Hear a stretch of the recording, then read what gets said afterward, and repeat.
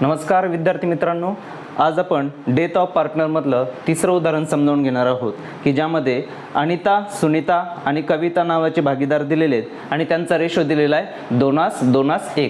आपण काय करूया, पहिल्यांदा रेशो लिहून घेऊ 2:1. त्यानंतर आपण दुसरं काम करतो ते म्हणजे काय की जे काही बॅलन्सेस दिलेले पार्टनरचे बॅलन्सेस असतील किंवा जनरल रिझर्व्ह फंड वगैरे असतील किंवा बँकेचा बॅलन्स असेल तर तो काय करतो असतो, आपण शिफ्ट करत असतो. तर आता बघा पार्टनरचे बॅलन्सेस दिलेले, पहिल्यांदा ते शिफ्ट करून घेऊया. इथे म्हणूया बाय बॅलन्स ब्रॉड डाऊन. त्यांचा बॅलन्स दिलेला आहे अनिता 40,000, सुनीता 40,000 आणि कविता 20,000 रुपये. आपण त्यांचे बॅलन्सेस ट्रान्सफर करून घेतले. त्यानंतर खाली म्हटलं तर क्रेडिटर्सवर कोणतीही ॲडजस्टमेंट नाही आहे म्हणून आपण काय करूया, क्रेडिटर्स डायरेक्टली आउटर कॉलमला लिहू. क्रेडिटर्स रक्कम होती 30,000 रुपये. त्यानंतर खाली दुसरी लायबिलिटी दिलेली होती बिल्स पेबल, त्यावरही ॲडजस्टमेंट नाही आहे म्हणून आपण बिल्स पेबल लिहून घेऊया. बिल्स पेबल त्यावर ॲडजस्टमेंट नाही म्हणून तेही आपण काय केले, आउटर कॉलमला लिहिले. त्यानंतर पुढे म्हटलं तर बघा बँक लोन, त्यावर मात्र ॲडजस्टमेंट आहे म्हणून आपण इनर कॉलमला घेणार आहोत. बँक लोन रक्कम होती 8,000 रुपये, ते आपण इनर कॉलमला घेतले आणि ॲडजस्टमेंट सोडवण्यासाठी एक ओळ काय केली, आपण जागा ठेवलेली आहे. त्यानंतर पुढे बघा प्लांट अँड बिल्डिंग म्हटलं, इथे जरा पुस्तकामध्ये काय झालेली आहे, प्रिंट मिस्टेक झालेली आहे. खाली तुम्ही ॲडजस्टमेंटमध्ये जर बघितलं 5व्या ॲडजस्टमेंटमध्ये लँड अँड बिल्डिंग म्हटलं आणि वरती मात्र बॅलन्स शीटमध्ये प्लांट अँड बिल्डिंग म्हटलं. आपण काय करूया, ती जी झालेली चूक आहे ती काय करूया, दुरुस्त करून घेऊ. प्लांट ऐवजी तर काय करूया, लँड अँड बिल्डिंग घेऊया. लँड अँड बिल्डिंग रक्कम किती होती, 55,800, त्यावरही ॲडजस्टमेंट आहे म्हणून इनर कॉलमला आपण घेतले 55,800. एक ओळ काय केली, जागा सोडून दिली.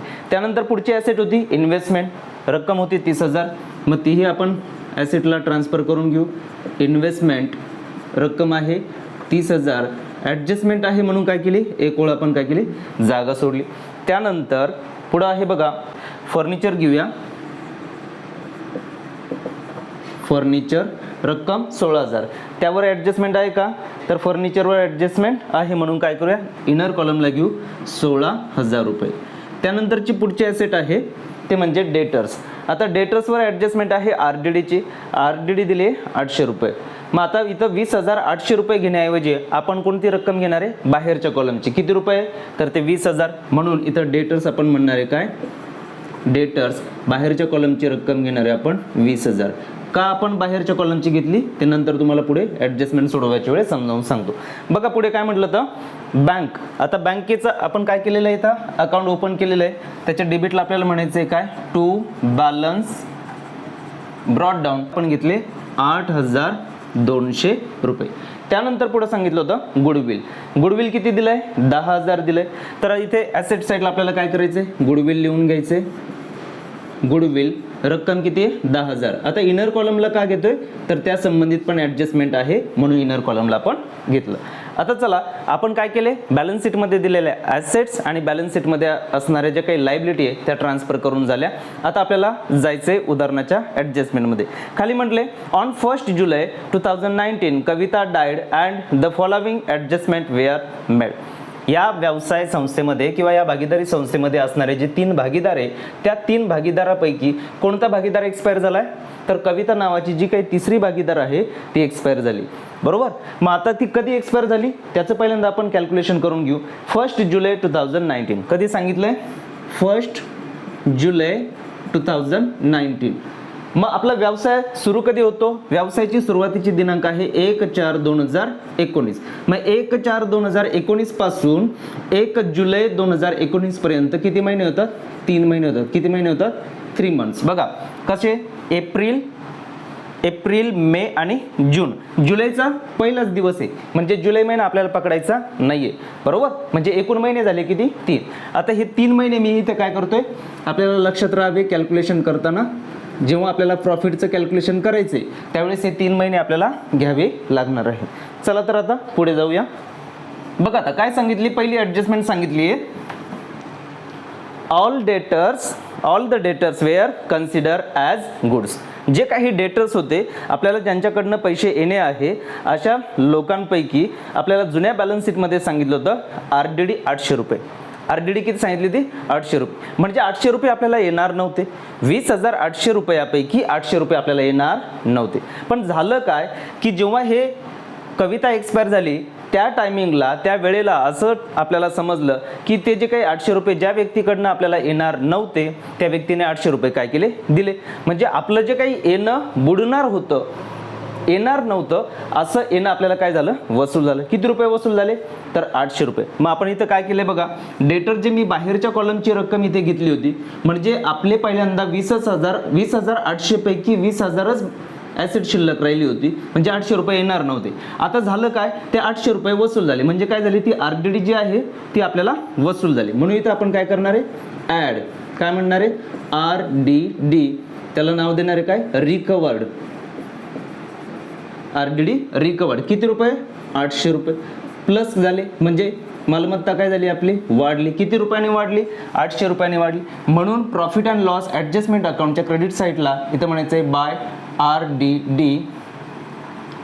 रिकवर्ड अकाउंट किती रुपये तर 800 रुपये. त्यानंतर जाऊया दुसऱ्या ॲडजस्टमेंटमध्ये. A contingent liability for a compensation of ₹900 was provided. एक कॉन्टिंजंट लायबिलिटी. आता कॉन्टिंजंट लायबिलिटी म्हणजे काय संभाव्य देयता. म्हणजे असं देणं की जे आपल्याला संभाव्य आहे द्यावं लागणार आहे किंवा नाही हे एखाद्या घटनेवर किंवा एखाद्या गोष्टीवर एखाद्या निर्णयावर अवलंबून असतं. आणि जेव्हा काही हा भागीदार या व्यवसाय संस्थेतनं एक्सपायर झाला त्यावेळेस असं कळलं की आपल्याला 900 रुपये आणखी देणं काय करायचंय द्यायचे. मग संभाव्य देणं होतं ते आता आपल्याला काय करावं द्यावं लागणार आहे बरोबर की नाही. ते निश्चित झालं नाही की आपल्याला एवढे पैसे द्यायचे. किती पैसे द्यायचे तर 900 रुपये द्यायचे. मग 900 रुपये द्यायचे म्हणजे आपलं काय तयार झालं देणं तयार झालं. याचा अर्थ काय झाली लायबिलिटी तयार झाली. मग इथं काय म्हणणार आहे आपण कॉन्टिंजंट लायबिलिटी संभाव्य देयता तयार झाली बरोबर की नाही. कॉन्टिंजंट लायबिलिटी किती रुपये तर 900 रुपये हे इथे घेतले. म्हणजे आता बघा जर आपली लायबिलिटी वाढली याचा अर्थ आपलं देणं वाढलं म्हणजे आपला खर्च वाढला. मग खर्च वाढला किंवा तोटा होणार आहे आपल्याला बरोबर की नाही. म्हणून आपण कुठे लिहिणार प्रॉफिट अँड लॉस ॲडजस्टमेंट अकाउंटच्या डेबिटला. इथं म्हणणार आहे काय टू कॉन्टिंजंट लायबिलिटी किती रुपये तर 900 रुपये. तर हे 900 रुपये आपण इथे काय केले रेकॉर्ड केले. दुसरी ॲडजस्टमेंट आपली क्लिअर झाली. आता बघा तिसरी ॲडजस्टमेंट थोडी महत्त्वपूर्ण आहे की यामध्ये काय केली मालमत्ता विकली. कोणती मालमत्ता विकली इन्व्हेस्टमेंट विकली. आता इथं सांगितलं investment were sold out in the market at 10% profit. मालमत्ता विकली पण कशी 10% नफा घेऊन. मग 10% नफा किती होतो हे कॅल्क्युलेट करावं लागेल. इथे आपण समजावून घेऊ. पहिल्यांदा बघा इन्व्हेस्टमेंटची किंमत होती 30,000. 30,000वर जर आपण 10% काढले हे 2 शून्य गेले हे 2 शून्य गेले 300 गुणिले 10 बरोबर झाले किती रुपये 3,000 रुपये. म्हणजे मालमत्ता जी विकली गेली ती 10% नफ्याने. मग असणारी मूळ किंमत किती होती इन्व्हेस्टमेंटची 30,000 अधिक 10% आले 3,000 म्हणजे मालमत्ता विकली किती रुपयाला तर 33,000 रुपयाला मालमत्ता विकली. मग मालमत्ता जर विकली तर आपल्या बॅलन्स शीटमध्ये मालमत्ता दिसेल का नाही दिसणार. मग आपल्याकडनं इन्व्हेस्टमेंट गेली व्यवसायातून इन्व्हेस्टमेंट गेली. मग इथं काय होणार आहे लेस काय केलं आपण इन्व्हेस्टमेंट सोल्ड केली म्हणून सोल्ड किती रुपयाची मालमत्ता होती 30,000ची ती आपल्या व्यवसायातनं गेली. मग बाहेर काय राहणार आहे 0 बरोबर. बाहेर काय राहणार आहे 0. पहिला इफेक्ट झाला. आता दुसरा इफेक्ट काय होईल मालमत्ता विकून आपल्याला काय मिळाले पैसे मिळाले. पैसे येणार कुठं बँकेत. म्हणून बँकेत इथं म्हणणार कशाबद्दल पैसे मिळाले आपल्याला मालमत्ता विकून पैसे मिळाले. म्हणजे जर्नल एंट्री काय झाली bank account debit to investment account. म्हणून आपण काय केलं इन्व्हेस्टमेंट तिथं लेस दाखवली आणि दुसऱ्या बँकेच्या डेबिटला लिहायचे टू इन्व्हेस्टमेंट अकाउंट किती रुपये तर 33,000 रुपये. किती लिहायचे 33,000. आता तुम्ही म्हणणार आपण काय केलं 30,000चा इफेक्ट दाखवला पहिला इफेक्ट तिथे लेस केले. दुसरा इफेक्ट जो आहे तो 33,000 रुपयाची काय केली आपण मालमत्ता विकून पैसे आपल्याकडे आले तीही एंट्री आपण इथं काय केली बँक अकाउंटच्या डेबिटला नोंदवली बरोबर. आता ह्या दोघांमधला असणारा फरक ह्या दोघांमध्ये असणारा फरक काय फरक आहे मालमत्ता होती 30,000ची विकली आपण 33,000. या व्यवहारामध्ये आपल्याला काय झाला फायदा झाला. किती फायदा झाला 3,000 रुपये फायदा झाला. किती फायदा झाला 3,000 रुपये. मग जर फायदा होत असेल तर आपण लिहिणार कुठे, प्रॉफिट अँड लॉस ॲडजस्टमेंट अकाउंटच्या क्रेडिट साईडला. मग इथं म्हणणार आहे बाय इन्व्हेस्टमेंट अकाउंट किती रुपये, तर 3,000 रुपये. किती रुपये, 3,000 रुपये. समजलं. त्यानंतर जाऊया पुढच्या ॲडजस्टमेंटमध्ये. बघा आता पुढची ॲडजस्टमेंट काय सांगितले, number 4, loan were paid off. जे आपण बँकेकडनं कर्ज घेतलं होतं ते कर्ज काय केलं, परतफेड केलं. म्हणजे बँकेकडून घेतलेल्या कर्जाची आपण परतफेड करतोय. याचा अर्थ काय होणार, आपल्याकडे असणारा जो काही बँकेचा बॅलन्स आहे तो काय होणार आहे, कमी होणार आहे. किती लोन घेतलं होतं बँकेकडनं आपण, बँक लोन होतं 8,000 रुपये. आपण आता 8,000 रुपये परत करतो. म्हणजे आपल्याकडनं पैसे जातात आणि बँक लोन क्लिअर होतं. मग बँक लोन जर क्लिअर होणार आहे तर इथं काय म्हणणार आपण, लेस काय केलं आपण, परतफेड केले. रिपेड म्हणू शकता किंवा रिटर्न ऑफ म्हणू शकता. तर इथं आपण काय करणार आहे, बँक लोन रिटर्न ऑफ म्हणू. काय म्हणूया, रिटर्न ऑफ. म्हणजे काय केले आपण, परतफेड केली. किती रुपये, 8,000 रुपयाची परतफेड केली. मग आता बँक लोन आपलं राहणार का, आपली लायबिलिटी काय झाली, कमी झाली. मग बाहेर काय येणार, 0. आता हे पैसे दिले म्हटल्यानंतर बँकेतला आपला बॅलन्स काय होणार आहे, कमी होणार. किती रुपये गेले, तर 8,000 रुपये गेले. कशासाठी पैसे दिले आपण, तर जे काही आपण बँकेकडनं कर्ज घेतलं होतं भागीदारी संस्थेनं, हे कर्ज भागीदारी संस्थेनं काय केलं, परत केलं. याचा अर्थ झाला काय, की आपल्या बँकेत असणारा बॅलन्स कमी झाला. त्याचं कारण काय, तर आपण बँक लोन परतफेड करतोय. म्हणून इथं लिहिणार आहे बाय बँक लोन. किती रुपये दिले, तर 8,000 रुपये दिले. म्हणून इथं 8,000 रुपये घेतले. अशी 4 नंबरची ही ॲडजस्टमेंट होती. आता जाऊया ॲडजस्टमेंट नंबर 5 मध्ये. बघा काय म्हटलंय, land and building were depreciated by 800 and furniture by 1,100.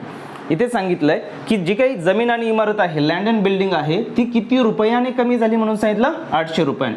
म्हणजे इथे त्यावर घसारा सांगितलं आपल्याला कॅल्क्युलेट करायला. मग आपल्याला म्हणायचं लेस डेप्रिसिएशन, लेस डेप्रिशिएशन. किती रुपये, तर 800 रुपये. जेवढे सांगितले तेवढे. आता पर्सेंटेज दिलेत का, नाही. जर आपल्याला डायरेक्ट अमाऊंट दिली तर अमाऊंटच घ्यायची, कॅल्क्युलेशन करण्याचं काही संबंधित नाही. जेवढी अमाऊंट सांगितली तेवढी वजा करायची. मग 800 रुपये सांगितले, आपण 800 रुपये वजा करून 55,800 मधून 800 रुपये गेले, आउटरला आले किती, 55,000. आता ह्या 800 रुपयाने मालमत्ता कमी झाली. याचा अर्थ आपला काय झालं, नुकसान झालं. मग नुकसान जेव्हा होत असेल तेव्हा प्रॉफिट अँड लॉस ॲडजस्टमेंट अकाउंटच्या कुठे घेतो आपण, डेबिट साईडला घेतो. मग इथं म्हणणार आहे काय, टू लँड अँड बिल्डिंग. मालमत्ता किती रुपयाने कमी झाली, किती रुपयाने कमी झाली, 800 रुपयाने. म्हणून आपण इथे घेतले 800 रुपये. त्यानंतर जाऊया पुढची ॲडजस्टमेंट, त्यातलीच राहिलेली अर्धी ॲडजस्टमेंट. फर्निचरवर आपल्याला 1100 रुपये कमी करायला सांगितले. किती रुपये, 1100, म्हणजे 1,100. फर्निचर किती होतं, 16,000 रुपये होते. परत इथं म्हणणार आहे लेस डेप्रिसिएशन, लेस डेप्रिशिएशन किती, 1,100 रुपये. आता बघा 16,000 मधून 1,100 रुपये गेले, शिल्लक राहिले 14,900 रुपये. किती राहतात, 14,900 रुपये. आता पुन्हा फर्निचर ही संपत्ती काय झाली, कमी झाली. संपत्ती कमी होऊन आपण कुठं नोंदवतो, कुठं लिहितो, प्रॉफिट अँड लॉस ॲडजस्टमेंट अकाउंटच्या डेबिट साईडला. मग इथं म्हणणार आहे काय, टू फर्निचर अकाउंट किती रुपये, तर 1,100 रुपये. तेही आपण काय केले, नोंदवून घेतले. आता जाऊया ॲडजस्टमेंट नंबर 6 मध्ये. आता ह्या उदाहरणातली ही पण एक महत्त्वपूर्ण ॲडजस्टमेंट आहे की या उदाहरणामध्ये गुडविल आपल्याला ओल्ड बॅलन्स शीटला पण दिलंय, बरोबर, आणि परत ॲडजस्टमेंटमध्ये पण गुडविल दिलंय. काय सांगितलं बघा, goodwill of the firm was valued at ₹15,000. Goodwill किती होतं अगोदर, 10,000. आता किती सांगितलं, 15. मग गुडविल काय झालं, वाढलं. किती रुपयाने वाढलं, 5,000 रुपये. मग इथं म्हणणार काय, ॲड, एकतर इन्क्रीज म्हणू शकता, इन्क्रीज्ड म्हणू शकता, किंवा दुसरा पर्यायी शब्द आपण रिव्हॅल्यूड पण लिहू शकतो. काय, रिव्हॅल्यूड. किती रुपयाने रिव्हॅल्यू झालं किंवा किती रुपयाने वाढलं गुडविल, तर 5,000. म्हणून इथं 5,000 रुपये घेतले. आता 10 मध्ये 5 मिळवले तर किती झाले, 15,000 रुपये. किती रुपये झाले, 15,000. आता हे वाढलेले 5,000 रुपये. आता तुम्ही इथं म्हणाल संपत्ती तर वाढली, किती रुपयाने वाढली, 5,000 संपत्ती वाढली. मग संपत्ती वाढली तर आपण काय करतो, प्रॉफिट अँड लॉस ॲडजस्टमेंट अकाउंटच्या क्रेडिट साईडला घेतो, बरोबर. परंतु इथं काय आहे, गुडविल आहे, नाव लौकिक आहे. ही संपत्ती जर वाढली असेल, ह्या मालमत्तेमध्ये वाढ झाली असेल तर आपण काय करतो, ही मालमत्ता ज्या काही भागीदारांचा रेशो आहे त्या भागीदारांच्या रेशोनुसार काय करतो आपण, त्यांना वाढलेली रक्कम डिस्ट्रीब्यूट करून देतो. म्हणजे हे 5,000 रुपये वाढलेले जे आहे त्या ह्या भागीदारांना द्यायचे. कसे द्यायचे, त्यांच्या प्रॉफिट शेअरिंग रेशोनुसार. इथं रक्कम आहे बघा 5,000, त्यांचा रेशो किती आहे, 2:1 म्हणजे एकूण किती झाले 5, 5 1 5 म्हणजे एका भागासाठी किती येणार 1,000 रुपये. पहिल्याचा भाग आहे 2, मग 2 गुणिले 1,000 बरोबर किती झाले 2,000 रुपये. परत दुसऱ्याचा भाग 2 आहे आणि हिस्सा किती आला होता 1,000 रुपये बरोबर किती आले 2,000 रुपये. तिसऱ्याचा हिस्सा किती आहे, कविताचा हिस्सा 1 आहे, मग 1 गुणिले 1,000 बरोबर किती आले 1,000 रुपये. मग आता ही जी काही रक्कम आहे ही कुणाला द्यायची, आपल्याला पार्टनर्सला द्यायची. इथे आपला पहिला इफेक्ट दिला आपण कुठे दिला, डेबिट साईडला. बॅलन्स शीटची ॲसेट साईड म्हणजे कोणती झाली, डेबिट साईड. मग दुसरा इफेक्ट जो होईल तो कुठे होणार, पार्टनर्स कॅपिटलच्या क्रेडिट साईडला. म्हणजे एक झाला डेबिटला, दुसरा होणार क्रेडिटला. मग इथं म्हणायचं काय, बाय गुडविल अकाउंट किती रुपये 2,000, सुनीताच्या वाट्याला आले 2,000 आणि कविताच्या वाट्याला आले 1,000 रुपये. हे गुडविल पण आपण काय केलं, त्या तीनही भागीदारांना त्यांच्या प्रॉफिट शेअरिंग रेशोनुसार डिस्ट्रीब्यूट करून दिलं. जेवढं आपल्याला सांगितलं होतं रेज झालं, जेवढं वाढ झाली होती बरोबर की नाही, तेवढं आपण काय केलंय इथे लिहून टाकलं. त्यानंतर आता जाऊया 7व्या ॲडजस्टमेंटमध्ये. 7व्या ॲडजस्टमेंटमध्ये सांगितलं Kavita was entitled to get her share in profit up to the date of her death. Profit for 2019-20 was estimated at ₹10,000. म्हणजे त्यांनी जे काही आपलं चालू वर्ष आहे या चालू वर्षामध्ये एकूण किती नफा होणार आहे वर्षभरामध्ये, एस्टिमेटेड म्हणजे काय अंदाजित बरोबर की नाही, एक ॲक्झ्युम असं गृहीत धरलं का वर्षभरामध्ये किती नफा होणार 10,000 रुपये होणार. मग त्या 10,000 मधला आपल्याला कुणाचा शेअर शोधायला सांगितला, कविताचा. मग आता काय करणार आपण बघा, 10,000 रुपये 12 महिन्यांसाठी बरोबर, किती 12 महिन्यांसाठी म्हणजे वर्षभरासाठी सांगितलं. मग 6 महिन्यासाठी किती येणार, 6 मंथसाठी किती येणार, 10,000चे अर्धे किती झाले 5,000 रुपये बरोबर. आपल्याला कालावधी किती महिने घ्यायचा आहे बघा, इथे आपण काय केलं होतं सुरुवातीला कॅल्क्युलेशन केलं होतं 3 महिने बरोबर. म्हणून आपल्याला 3 महिन्याचा होणारा अंदाजित नफा किती आहे तो काढायचा आहे. मग 3 मंथसाठी किती आहे 3 मंथ्स बरोबर. मग आता त्याचे अर्धे करायचे, 5 अर्धे किती झाले 2,500 रुपये. आता हे 2,500 पुन्हा एकट्याचे नाही, तीनही भागीदारांचे आहे बरोबर. त्यातला आपल्याला कुणाचा हिस्सा शोधायचा आहे, कुणाचा रेशो काढायचा आहे, कॅल्क्युलेट करायचा आहे, जी कविता आहे तिचा. मग आता बघा 2,500 गुणिले तिचा हिस्सा किती आहे 1 भागिले एकूण शेअर्स किती आहे 2, 2 आणि 1 एकूण किती झाले 5 म्हणून भागिले घेतले 5. आता 2,500 गुणिले 1 बरोबर किती आले 2,500 भागिले किती घेणार 5 घेतले 5, 5 1 5 आणि 5 5 25 शिल्लक राहिले 2 शून्य म्हणजे किती रुपये आले बघा 500 रुपये आले. कुणाच्या वाट्याला आले हे 500 रुपये, तर कविताच्या. जो भागीदार काय झालेला आहे एक्सपायर झालेला आहे. मग कविता ही भागीदार एक्सपायर झाली म्हटल्यानंतर तिच्या खात्यावर आपल्याला किती पैसे टाकायचे 500 रुपये. जसं की पाठीमागच्या दोनही उदाहरणांमध्ये तुम्हाला सांगितलं की मृत्यू झालेल्या व्यक्तीच्या खात्यावर आपल्याला पैसे टाकता येत नाही, टाकले तरी परत काढता येणार नाहीये. मग मला सांगा हे 500 रुपये देण्यासाठी आपल्याला profit and loss suspense account create करावं लागतं. बघा आता काय जर्नल एंट्री होते समजून घ्या. रक्कम किती आली 500 रुपये. जर्नल एंट्री होते profit and loss suspense account debit to Kavita's capital account. कुणाला पैसे देतो कविताला. म्हणून प्रॉफिट अँड लॉस सस्पेन्स अकाउंटच्या डेबिटला काय लिहायचंय टू कविताज कॅपिटल अकाउंट. किती रुपये दिले जातात 500 रुपये बरोबर. मग आता कविता कॅपिटल अकाउंटच्या क्रेडिटला इथं म्हणणार आहे काय by profit and loss suspense account. काय म्हणणार आहे profit and loss suspense account. कुणाच्या कॉलममध्ये कविताच्या कॉलममध्ये. किती रुपये तर 500 रुपये. हे 500 रुपये आपण काय केले रेकॉर्ड केले. त्यानंतर जाऊया पुढे.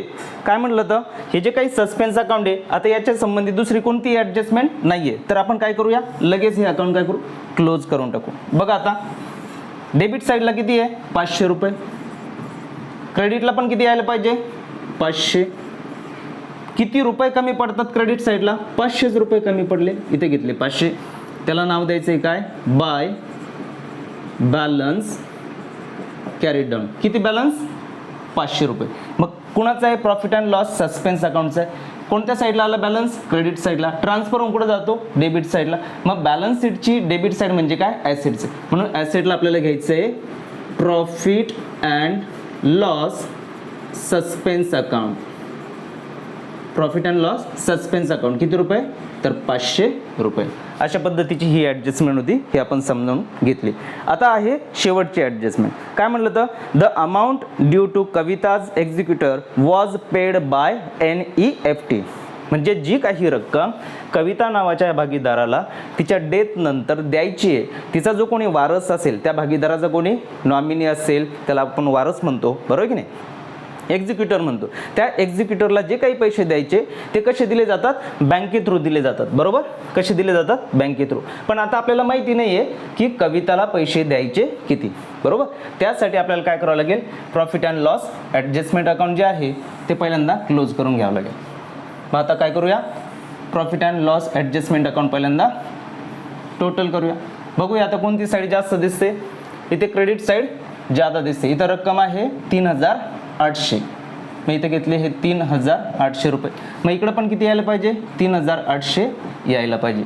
मग त्या 3800 येण्यासाठी ही डेबिटची रक्कम आपल्याला काय करायची? वजा करायची.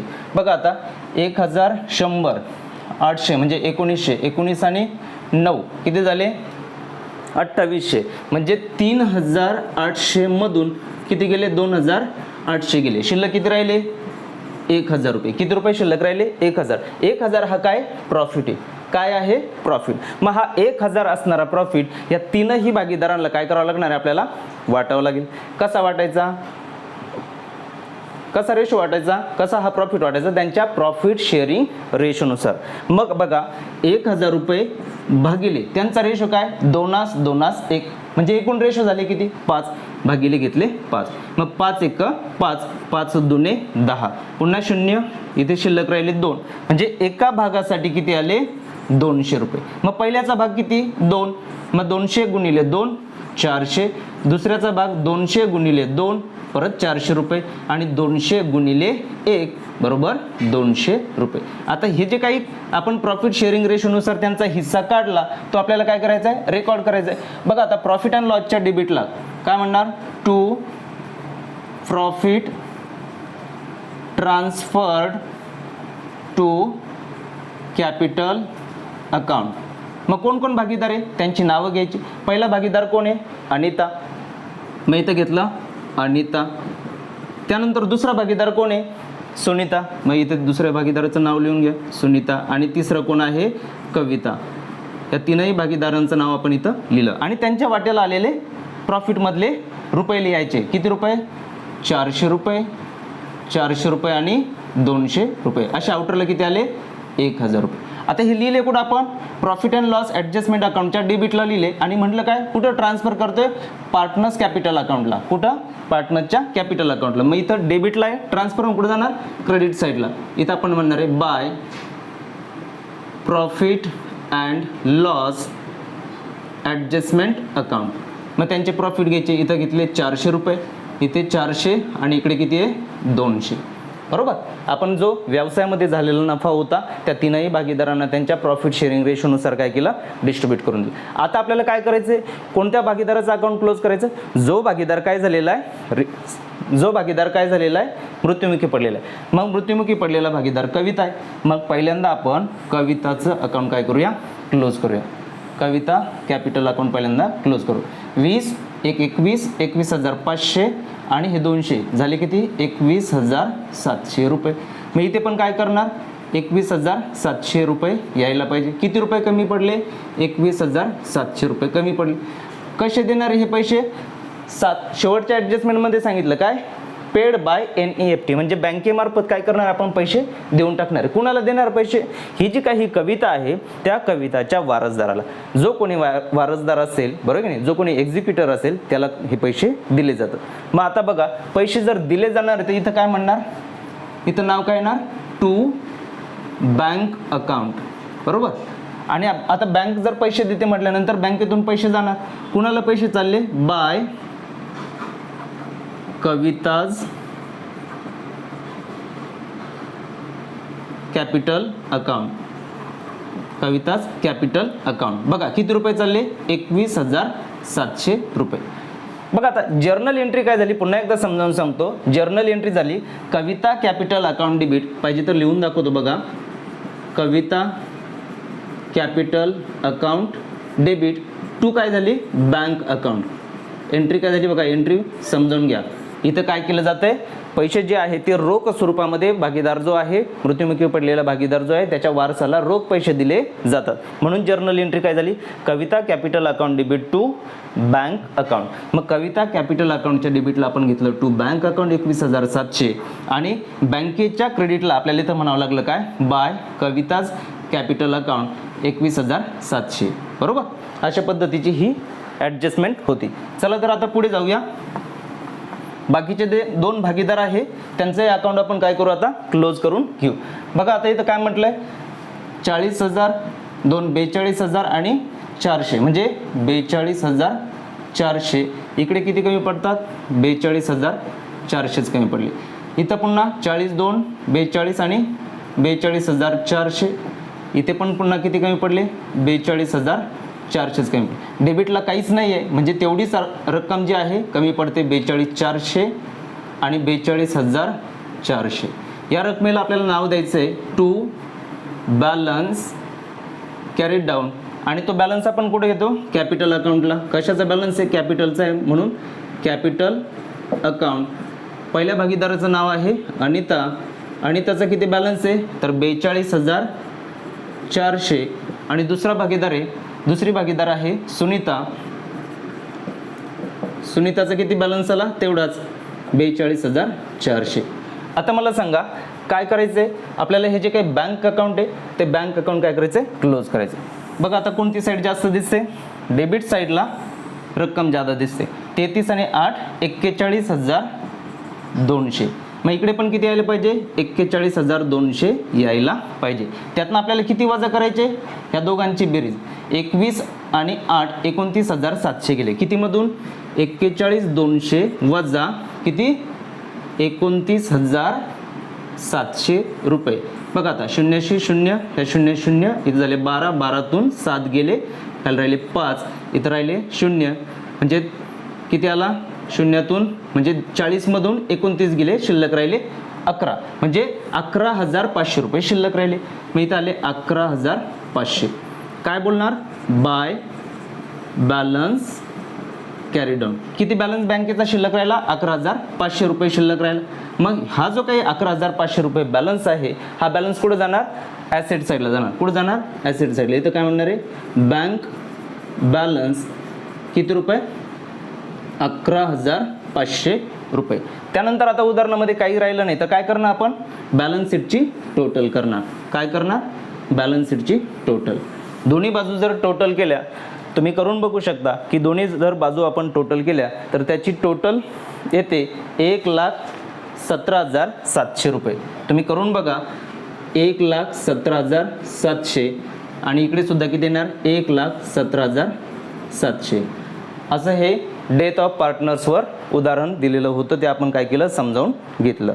थँक्यू.